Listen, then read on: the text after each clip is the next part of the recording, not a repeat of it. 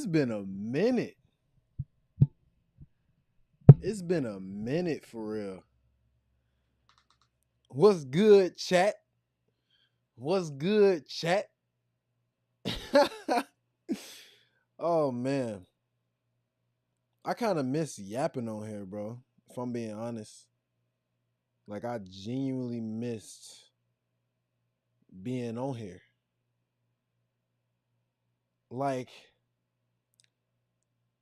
you got to understand where I've been for the last 60 days. Not the last 60 days, but June and August, I left the US. I self-deported. Nah. But on a serious note, I think I'm back. Because I kind of been tired of social media for a while now. But I'm back, and I got some quality content I feel can help some people. So if I feel it can help some people, then why wouldn't I put it out? So let's get it. Let's get back into it for my first live stream back in 60 days. I need some claps for that one real quick. It's corny, but let's do it anyway.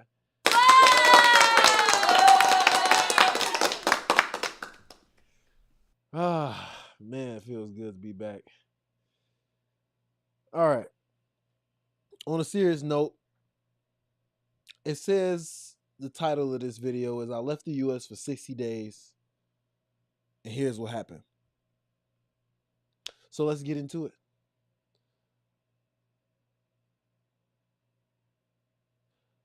I self-deported, aka left the US for 60 days during Trump's first year in office.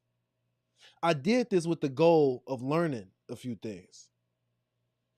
Here's 3 lessons that I learned that will help you succeed in the next 5 years in the areas of health, wealth, relationships, and happiness.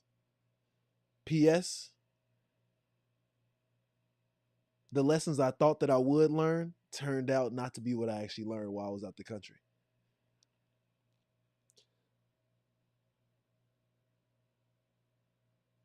Comment giveaway if you want to win 1 year of free mentorship. I've mentored and worked with over 4,000 young students, professionals, and entrepreneurs to help them make mental and financial breakthroughs to reach the next level. As a 3rd-generation counselor and entrepreneur, I believe I can help you do it too. Comment giveaway if you like 1 year free mentorship from me. So let's get into the first topic, the first lesson, and the first story I have for you guys after not being in the United States for 60 days, for 2 months. The first lesson I like to call copy-paste syndrome. So, you guys know I initially planned to leave the US for 90 days, and then the video would have been, I left the United States for 100, better than 30, 60, or 90, but I can't lie, so I'm not going to say 100 days when it's only 60. But anyway, the trip got pushed back because my visa wasn't approved in time. So it ended up being 60 days instead. And I couldn't just round up 40 days instead of 10. But the biggest thing I expected to see and the biggest thing I wanted to see when I landed down was my family. I hadn't been back in Nigeria for over 8 years. And I really wanted to see the family that I remember from the first time I went. The first time I went, I was 13 years old, turning 14. And I remember going to Nigeria for the first time was the biggest culture shock I ever experienced. And from my memories, I felt that everyone and everything was so different. You know, the way that we lived, the things that we talked about, the things we cared about. But when I went over there this time, something had changed. I met my auntie who was extremely happy to see me and exactly how I remembered her when I was little. She made the best food. And for y'all who know Nigerian culture, I'm talking about jollof rice. I would eat jollof rice every day when I was in Nigeria. Moje jollof. every day. I was eating jollof rice every day. And one of the things that I really, really thought made us different turned out not to be true when I started to talk to everybody. When you go around the world, especially when you're shut off and you're in one country, you start to think that maybe people around the world are a little different. But when I was talking to my cousin Sheye and a good friend Song, which is basically family, I learned that they have some of the same beliefs we do. When I asked them about girls and women and how they do things over there in Nigeria, they had the exact same thoughts that a lot of the guys back here have. Whether you listening to Andrew Tate or all the red pill people and you think that, oh man, girls, to get their act together and men are, we got to provide and, you know, or if you're, one of the guys who are, a little bit more blue pill, like, oh yeah. And my culprit, the thing that I blame for all of it is social media. Social media has made it to where everybody around the world, in some way, shape, or form, is just a copy and a paste of everyone else. Social media has made the ideas that you would think would stay in one area because of maybe a popular influencer that rose to fame in the city, or a book that everyone read in school so everybody believes the same ideas. You think it'll stay local, but everyone around the world, in terms of their thoughts, in terms of some of their ideas, some of their positions on things in the world, they're just a copy and paste of your everyday average person. And if you expect to leave the United States and find something else, you're going to be completely shocked when you actually leave and start talking to people and having conversations. Everyone is just a copy and paste, a carbon copy of somebody else that you know today in your day to day life. And sometimes you expect to leave the US and find something new, but you don't. Just little tweaks here and there of culture and things that are normal and things that are not normal. But otherwise, social media has made it to where everybody is pretty much really similar and knows about the exact same influencers and popular people that you do if you follow mainstream culture and whatever's trending on Instagram or your TikTok for you page. So that is the biggest lesson that I learned while I was in Nigeria. Excited to see my family. Turns out the family I thought we would, maybe struggle in a little bit of conversation about current events and things like that. Turns out we actually shared a lot of the same views and a lot of the things that, I saw on social media, they saw on social media. We talk about everything because it's like, even though social media disconnects us in like a major way, like a pretty major way, it also connects us in a very weird way where now you can probably go across the world to a place whose, primary language is English, and everybody will pretty much have pretty similar thought processes, current events, and things that they're worried about, just like you. And don't get me wrong, there's differences, but not that much. And not only did I stop in Nigeria, but I stopped in the United Kingdom, I stopped in France, and I stopped in Rome in Italy too. So don't think that I just stopped in one country and was like, oh yeah, everyone's the same. No. The beautiful thing and the scary thing about 2025 is that social media is the news. It is culture.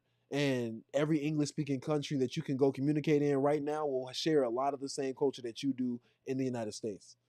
So, is that a blessing? Is that a curse? That's up for you to decide. I'm just telling you the lesson that I got learning about the copy paste syndrome of today's world due to social media. But that's just the first lesson that I learned. The second lesson that I learned while being out the country is the multiplying bottomless pits lesson.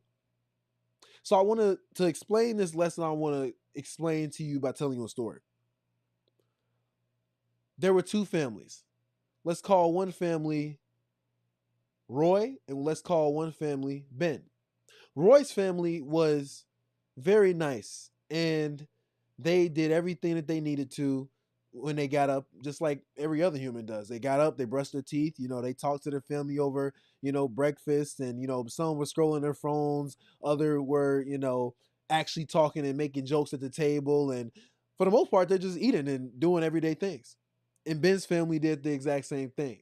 Ben's family was over here waking up, brushing their teeth, putting their clothes on, one foot at a time with the pants, and one arm at a time with the shirt, just like everybody else. And they sat at their breakfast table, and they decided that they would go ahead and eat a little bit different type of breakfast. Maybe instead of eggs, like Roy did, they get some bacon, and then instead of toast like Roy's family did, they get some, I don't know, whatever. This is a story. So anyway, Roy and Ben were very similar, but the only thing that was different in their community is that there was only 100 coins that every single person in that community wanted. Roy and Ben's family goal every single day was to compete for those coins. Roy one day would get up and get 1 coin. Now there's 99 left. Ben one day would get up and get another coin. There were 98 left.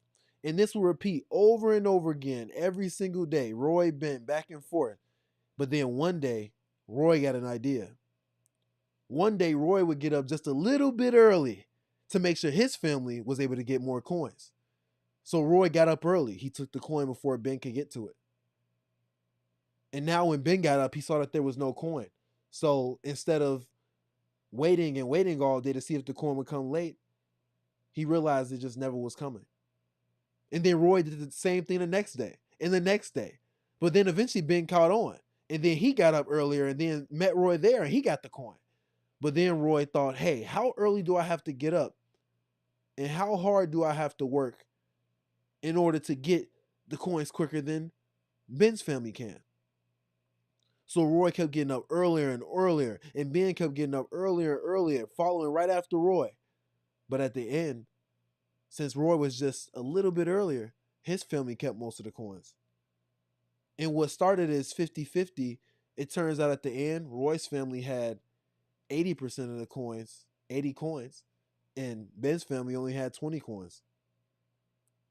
So now, Roy had 80 and Ben's family had 20. And then the collector came.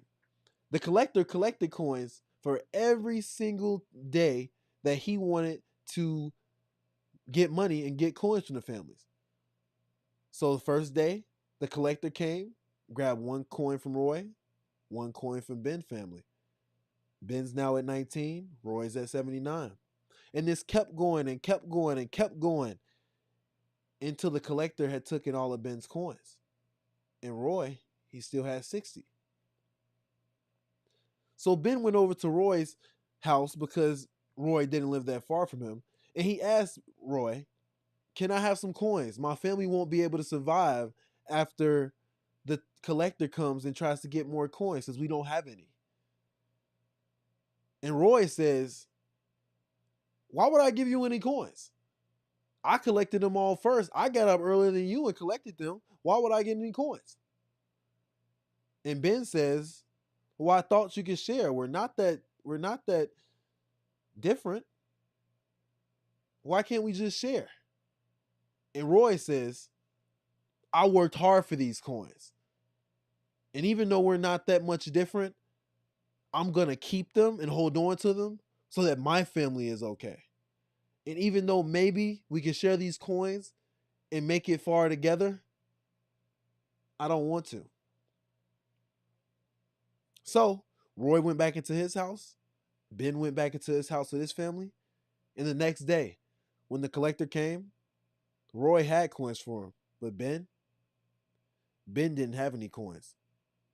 So they slowly started taking Ben's stuff instead. They took the garden where his wife would go plant fruits and vegetables so that they could have fresh food every day. They took his car, which he used. Even though there were only 2 homes in his town, he still somehow had a car. And then lastly, after everything else, they took his home. And now, Roy, who had 20 coins extra after the collector stopped coming, Ben's family was homeless and starving. So, what does this story about the two families, Roy and Ben, have to do with anything? This story talks about the greed associated with humans in the modern world, and specifically in the Western world. This lesson is called Multiplying Bottomless Pits because while I was out of the country, one of the things I noticed is that everyone around the world is polarized by the conversations going on in the United States. They're polarized by the discussions of Trump and the conservatives and making America great again. And then they have the other side where it's, I want free healthcare. I want social services for people that are less fortunate. I want higher taxation on people with more money because they won't feel it as much. But the biggest problem with the polarizing conversation in America right now is greed. One side wants to be conservative, pro business, pro truck, rawr. Like they want to be conservative, which means conserve. They want to keep what they have. And the other side wants to keep what they have as well. The social services, the net that's helping people live who are less fortunate, as well as some other radical things. Same with the conservatives, other radical things. And when we are trying to be greedy and only think about what we want, and this side thinks about what they want, and this side thinks about what they want, and this side thinks what we want, and they going back and forth worried about what they want, but they never sit to think about the fact that we're both just the same at the end of the day.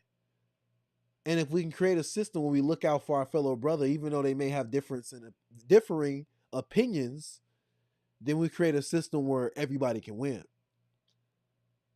But as the conversation in politics grows and grows, and you say, "Oh, I hate liberals," "Oh, I hate conservatives," and we're fighting each other for no fucking reason, then instead of people who work well together, you start to multiply with this type of conversation bottomless pits. And by bottomless pits, I mean selfish, disgusting human beings who, unlike what the Bible says, do not love God with all their heart. And even if they do love God with all their heart, they do not treat thy neighbor as thyself. The two commandments, the two sayings that Jesus said all commandments fall under. It's very hard in today's landscape and how people communicate today to create a win-win scenario because everyone only cares about themselves. They only care about their scenario.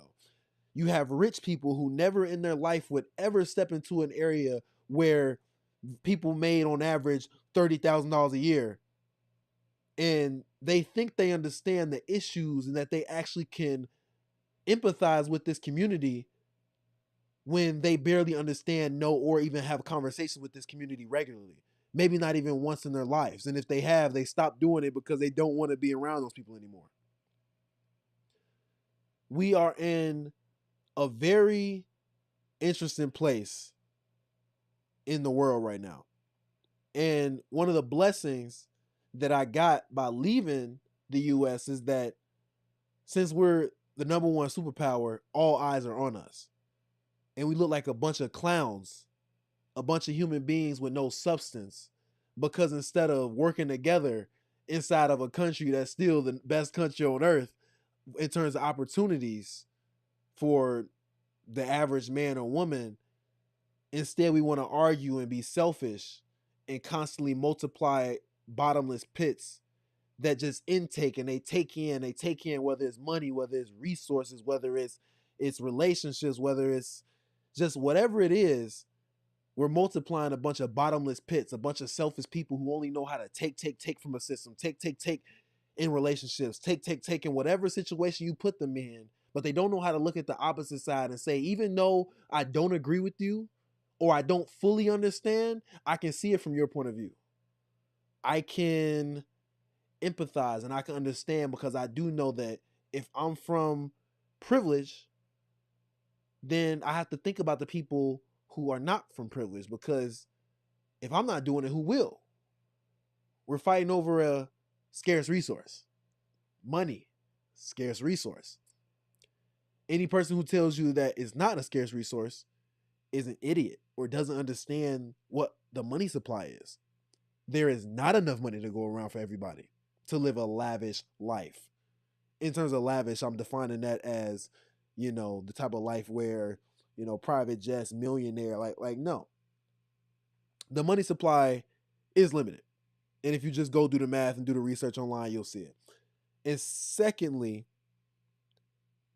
even if the money supply wasn't limited, if you have another person who's obviously struggling and you're just telling them in a world where things are unfair that they just need to overcome all unfairness and be like you, then you ultimately just don't understand that sometimes life can deal anyone, no matter how hardworking or how fortunate, a bad hand. And sometimes you do need help to make out of a situation.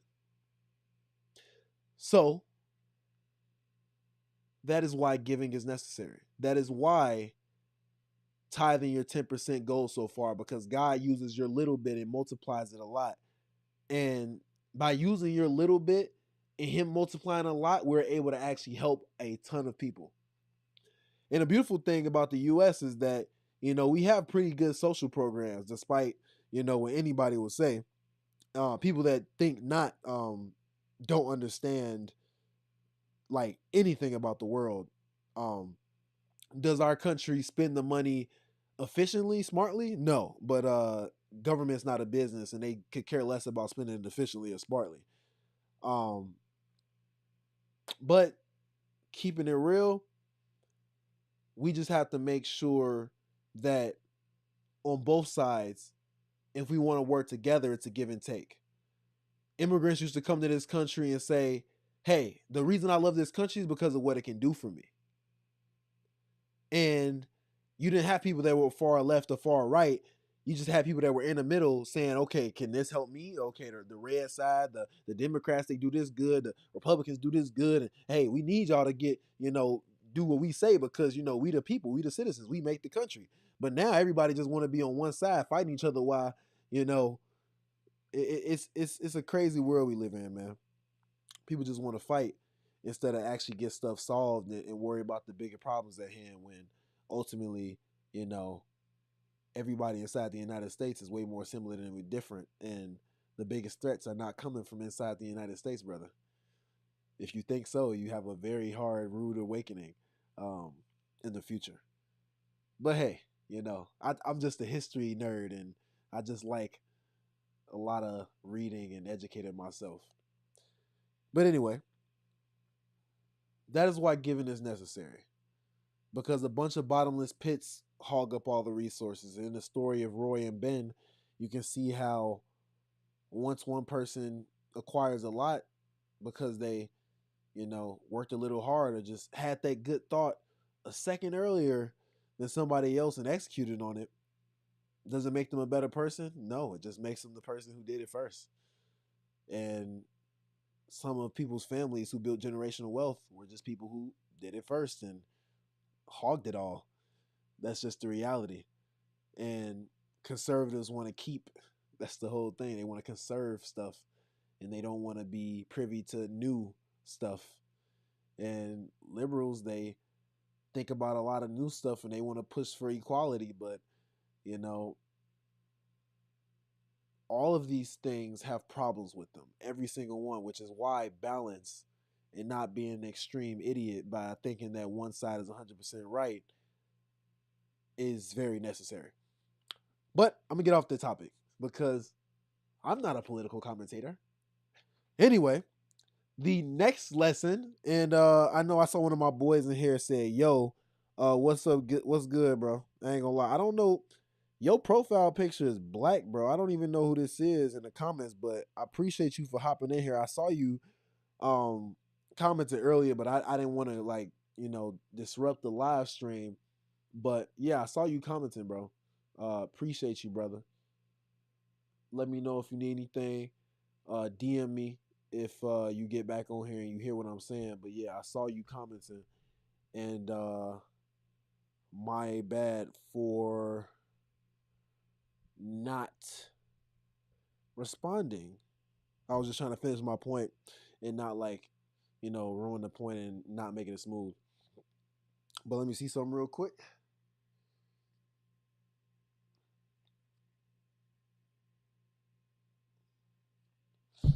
Oh, my bad, my bad. I just wanted to make sure. Um,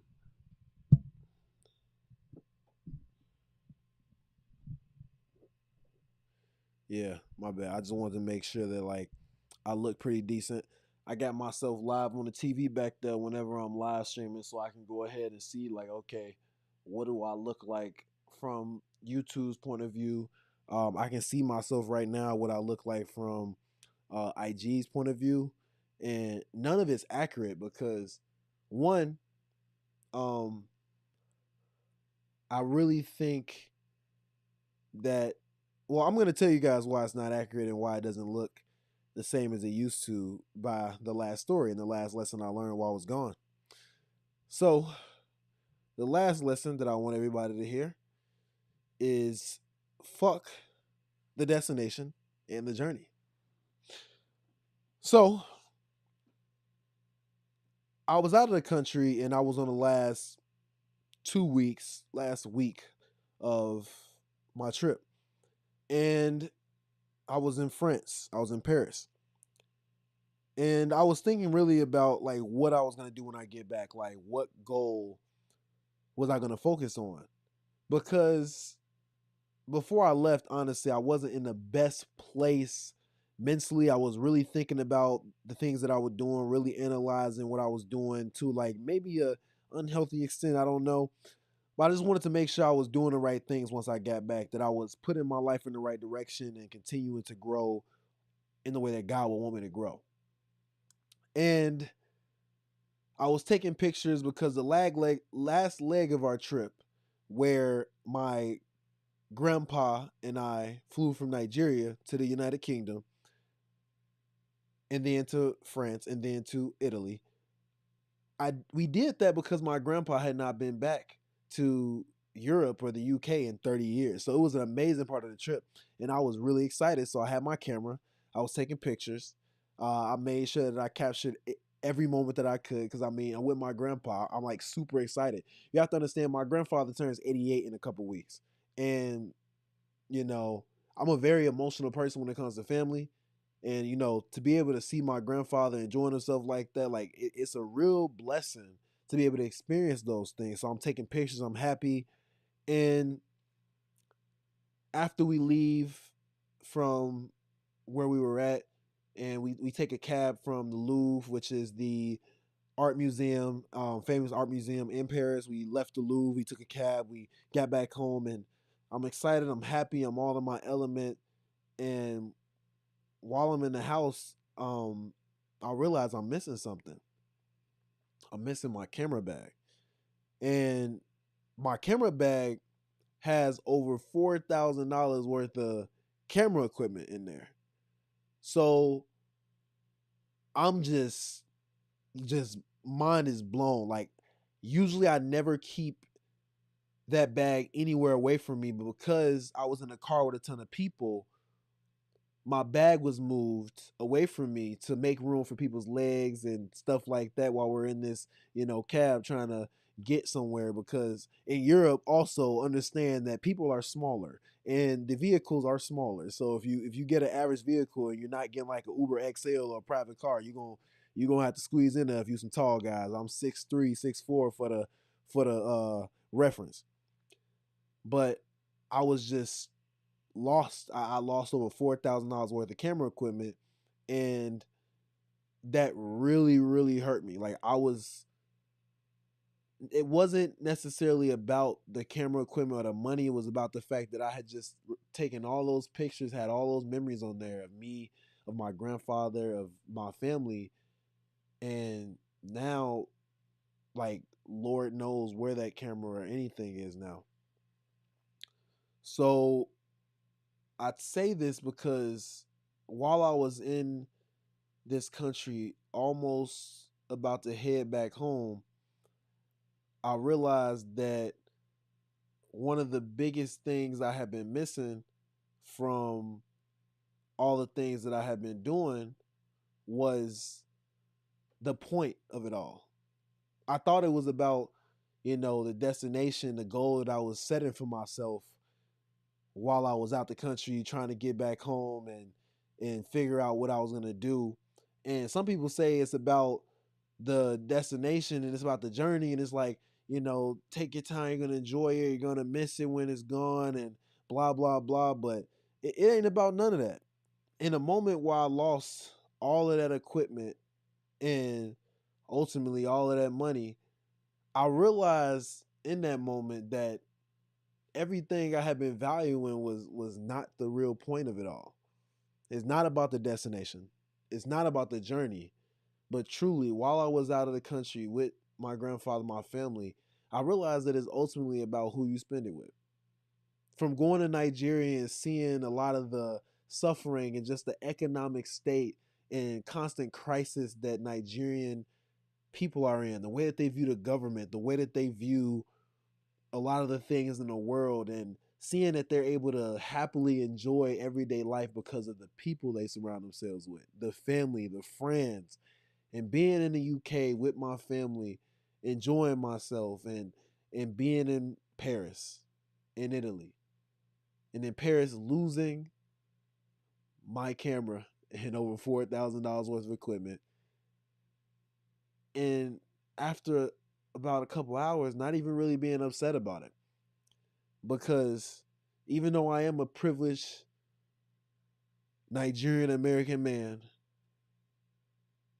and I can probably go just buy another equipment, I don't really feel in a rush to, because I realized that it wasn't really about that. It was about spending time with my family, spending time with just everybody that I care about.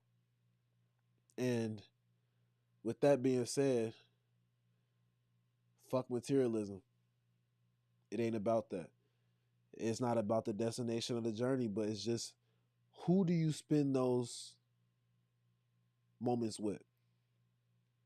For me, I'm a big family guy. And hopefully one day I can build one as good as the one that I come from. Even though they're not perfect, I'm happy that I have the family I have. So truly, fuck the destination and the journey. And make sure you spend every moment you can doing anything with people worthwhile spending it with. Because one day, those same people that you think will always be there won't. And being able to spend my grandfather's 87th year on this earth out of the country for 2 months with him was a true blessing. And as somebody who truly values family, I hope I can give you all these lessons that I learned while being out the country, and that a few of these stories, a few of these lessons will touch your heart and allow you to grow, um, and make financial and mental breakthroughs as you reach the next level in your life, and bring you closer to God as well, primarily. Like I said, if you'd like to be part of the giveaway, where I give away 1 year free mentorship, comment giveaway, and I'll make sure you get entered, and I get your information, all of that stuff. But may God bless every soul that stepped into this live stream. And even if I wasn't able to get to you immediately and you came in, you left out, I just wanted to say, as always, peace. Let's get it, baby.